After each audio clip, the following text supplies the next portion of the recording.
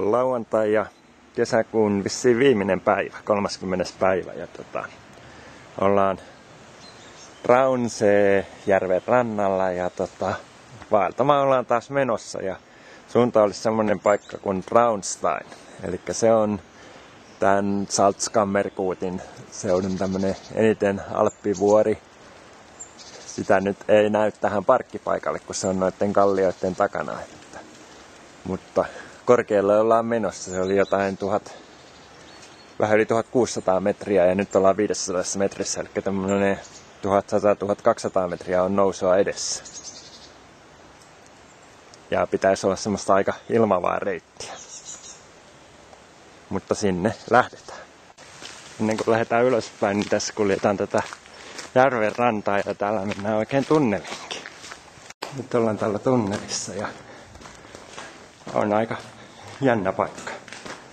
Kohtalaisen tämmöistä pimeätä, etteikö sanoisi. Tuolla näkyy vaan tunnelin pää, eli valva tunnelin päässä.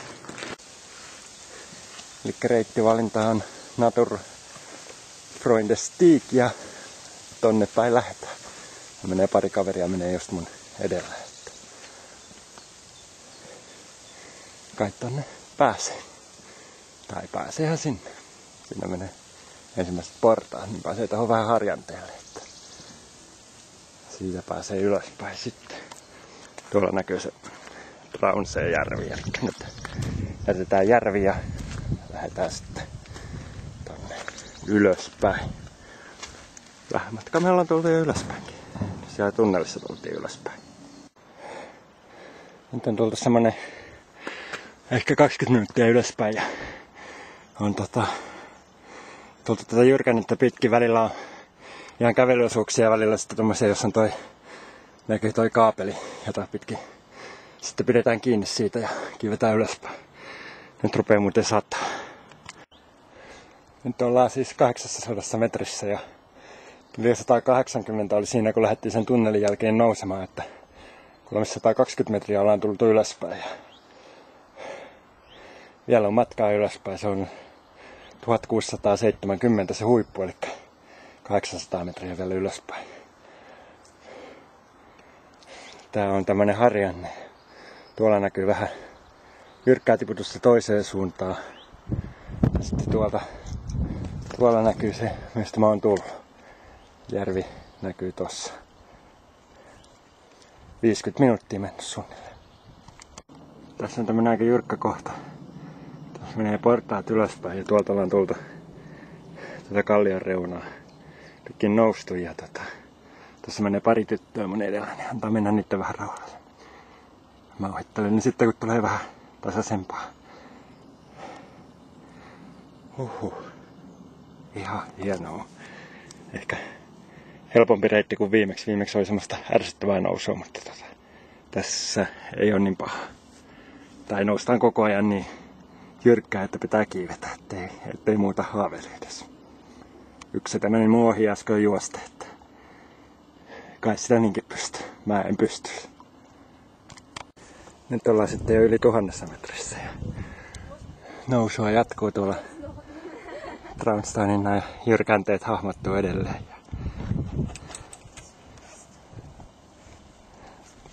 Täällä tuolla näkyy Traunkirchenin kylä, kun zoomataan. Niin tuolla. Hienoa on. On aika jyrkät maisemat. Tuosta menee ihan suoraan tippuu alas tuonne järveen. Nyt on tultu jo sitten puurajan yläpuolelle. Heti kun tultiin puitten yläpuolelle eikä ollut suojaa, niin rupesi tuulemaan lailla. Se on varmaan vähän kohisevaa ääntä, mutta ollaan jo korkealla. Tää on sieltä joku 1300 metriä eikä. Tuolla näkyy se, missä mä olin viimeksi. Se saattaa näkyä jos zoomaillaan. Niin se on kyllä tossa. Mutta jossakin tuolla kuitenkin. Jylhät maisemat. Tuossa nurkan takana näkyy sitten se jo se Traunstein niin huippu, mutta kuvataan sitä myöhemmin. Tuossa on nyt Traunsteinin se huippujyrkän, ei ole enää kauhean pitkä matka. nousuun vaan riittää jo. Sinne mennään tuolta takakautta, niin ei ihan tosta suoraan. Ei sitä tosta pääsiskään. Ollaan Traunkirchen Kogelilla ja täällä on pilvi. Täällä on tullut 1572 metriä ja täällä on kaksi hytteä. Toinen hytte on tossa ehkä 70 metrin päässä ja se on pilvessä. Täällä voisi ehkä ottaa pienen tauon ja ottaa, jos toi pilvi vähän häipyisi. Ei tonne huipulle voi nyt mennä. Että tästä on vielä vähän matkaa sinne, että tässä on hyvä lepopaikka. Tää on Gmunder hytte ja tästä ei ole enää pitkä matka sinne Traunsteinille, mutta ne on tuolla keskellä sumua tai pilveä oikeastikin, niin tuodaan mennä ottaa hytteen yhden Coca-Cola ja ootella mitä, jos sää vähän selkänissä. Nyt ollaan Traunsteinin huipulla ja korkeutta on 1691 metriä. Näin tämmönen iso risti pystytetty korkeimmalle kohdalle. Tosta oli aika lasten leikkiä tulla sitä hytiltä tänne. Mutta tää on ihan nyt pilvestä, että täältä ei maisemia tällä kertaa näin, mutta aivan eikö tuo mitään. Olihan tuossa matkalla jo ihan komeita. Nyt ollaan takaisin sillä Gmunden hyttenillä, kun tuuli loppui ja sitten se pilvi tuli takaisin, niin voidaan hetken aikaa, jos selkenisi. Ja samalla mietitään, että mitä kautta mentäisiin alas. Jos voisi olla tämmöinen helpompi reitti tulla alas, niin ehkä mä otan sen.